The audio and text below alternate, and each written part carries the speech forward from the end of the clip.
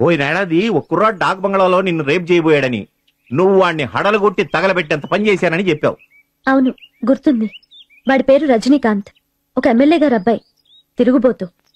అది తెలియక అతని కారెక్కాను. అప్పుడు ఈ దౌర్జన్యం ఎప్పుడు ఎక్కడ జరిగింది? వైజాగ్ భీమ్లీ రోడ్ లో ఒక డాక్ బంగ్లాలో 2004 జనవరి 1 న్యూ ఇయర్స్ డే. అదే రోజున రాజమండ్రి బొమ్మూరు దగ్గర ఒక తోటలో న్యూ ఇయర్స్ డే పార్టీలోనే ఒక హత్య జరిగింది. అది ఈ రజనీయే చేశాడని కేసు ఇప్పుడు నా కోర్టుకొచ్చింది. అలాగా? అయ్యయ్యో, అదే అతని మీద ఆరోపణ అయితే తప్పు. ఆ రోజు అతను వైజాగ్ లో ఉన్నాడు. నా మీద దౌర్జన్యం చేయబడని చెప్తున్నానే. ఆ సంగతి నువ్వు కోర్టులో సాక్ష్యం చెప్పి రుజువు చేస్తే అతను నిర్దోషి అవుతాడు, లేదా ఉరి శిక్ష పడచ్చు. నేను చెప్పింది నిజం నాన్నగారు. అది జరిగిన మర్నాడు నేను మీకు కూడా చెప్పాను కదా. గుర్తుంది.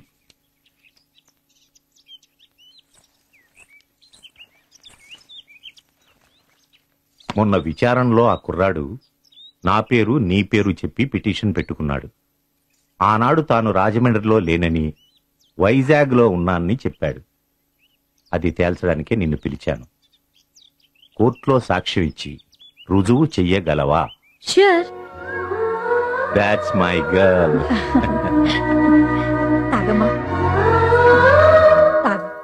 2004 జనవరి 1 ఏం జరిగిందో కోర్టు వారికి తెలియజేయండి. యువర్ ఆనర్, మా తల్లిదండ్రులుండేది హైదరాబాద్ లోనే అయినా నేను వైజాగ్ లో పిఎల్ కోర్స్ చదివాను. జడ్జి గారి అమ్మాయిని అని ఎవరికీ చెప్పకుండా హాస్టల్లో ఉండేదాన్ని. 2004 జనవరి 1 న్యూ ఇయర్స్ డే సెలబ్రేషన్స్ రోజున మేము చాలా మంది విద్యార్థులం, కొందరు లెక్చరర్లు భీమ్లీలో ఒక తోటలో వనభోజనాలు, గేమ్స్ పెట్టుకున్నాం. రోజంతా సరదాగా గడిపాం.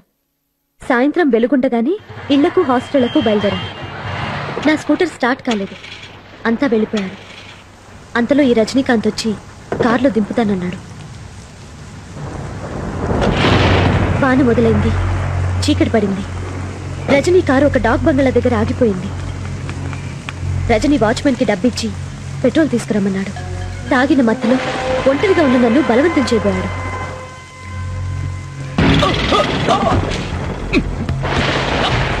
అతన్ని గదిలోకి నెట్టి బయట గొళ్ళెం పెట్టాను. అంతలో పెట్రోల్ డబ్బాతో వాచ్మెన్ వచ్చాడు. అతని దగ్గరున్న డబ్బా లాక్కుని మూలనున్న బాల్చీలో పెట్రోల్ వంపాను. కిటికీలోంచి గదిలో పెట్రోల్ చల్లి కదిలితే నిప్పంటిస్తానని బెదిరించాను.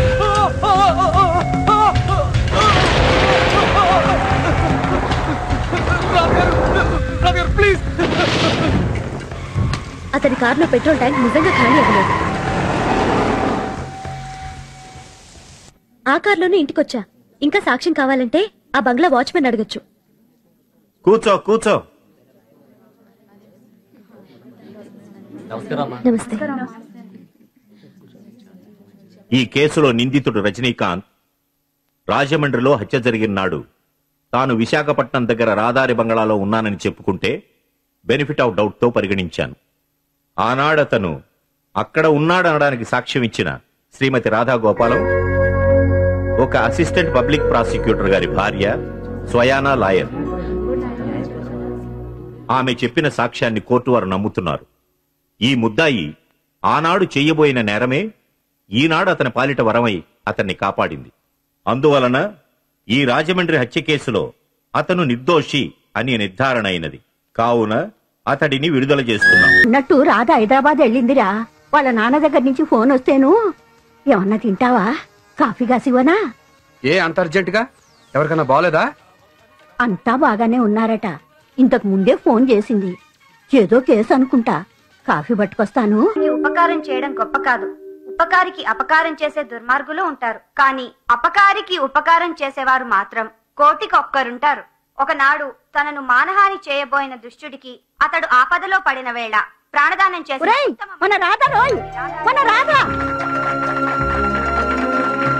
శ్రీమతి రాధాదేవి తండ్రి జస్టిస్ జగన్నాథం గారు.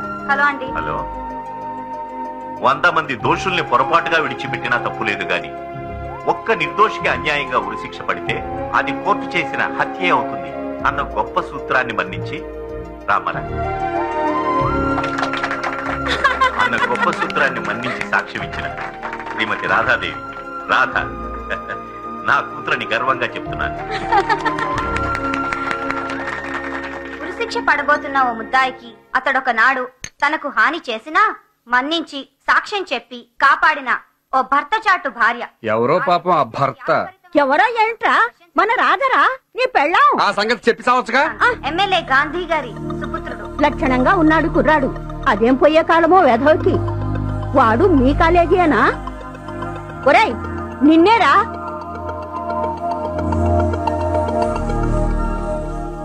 నేను పొరపాటు పడి అల్లుడు సామాన్యుడు కదా అని పెళ్లికి అడ్డు చెప్పానమ్మా.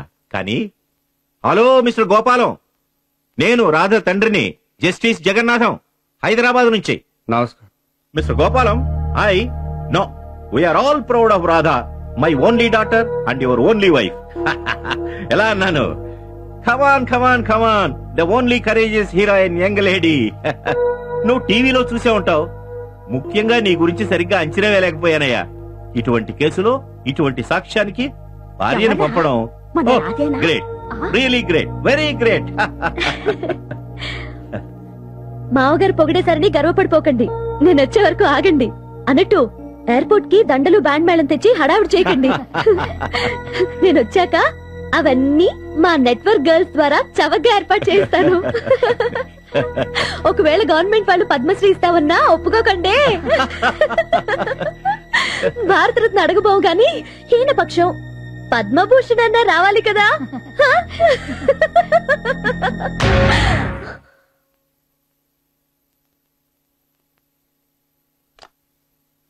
ఏమిటి? అన్నీ నువ్వే మాట్లాడేస్తున్నావు.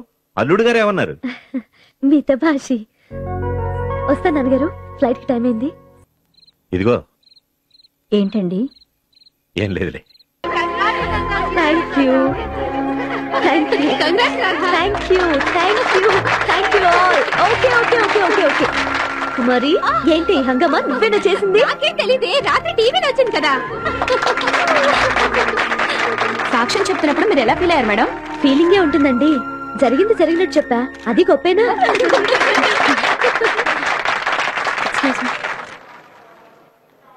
రాలేదే. పాపం వాడు సెకండ్ షో సినిమాకి వెళ్ళాడు. ఆ సినిమా వాళ్ళ నాన్ డీటెయిల్ కథట రేపు కోర్టులో వస్తుందట అని చెప్పమన్నాడు. అలాగేనా? ఈసులాటేనా? అబ్బే,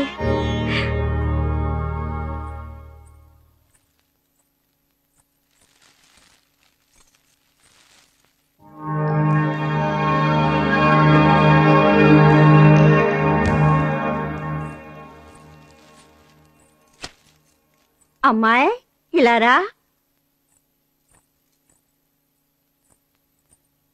ఇరుగు దిష్టి, పొరుగు దిష్టి, నా దిష్టి, అందరి దిష్టి. తూ తూ తూ.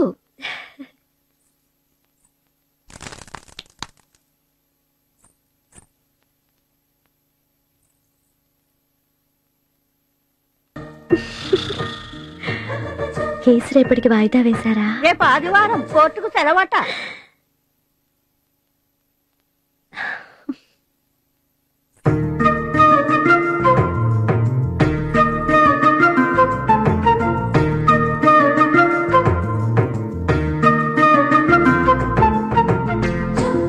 బాగా పొద్దుపోయిందనుకుంటా.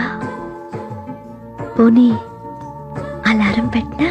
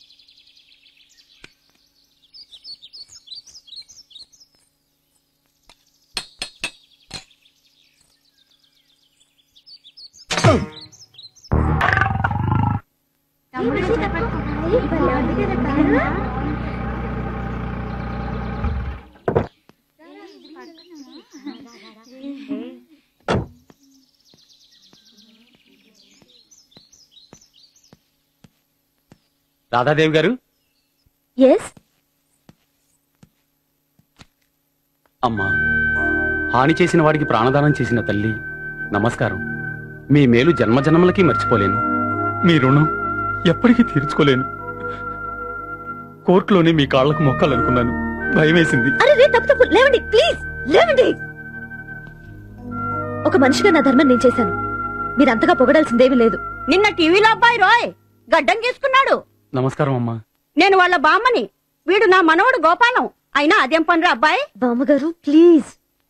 మిమ్మల్ని మించిన వారు మీ భర్త. ఆయనే పెద్ద మనసుతో మిమ్మల్ని సాక్ష్యానికి పంపారు కాబట్టి నేను బతికాను. No no no no no, భలేవరే. It's all right, it's all right. వస్తానమ్మా, వస్తాను మామగారు.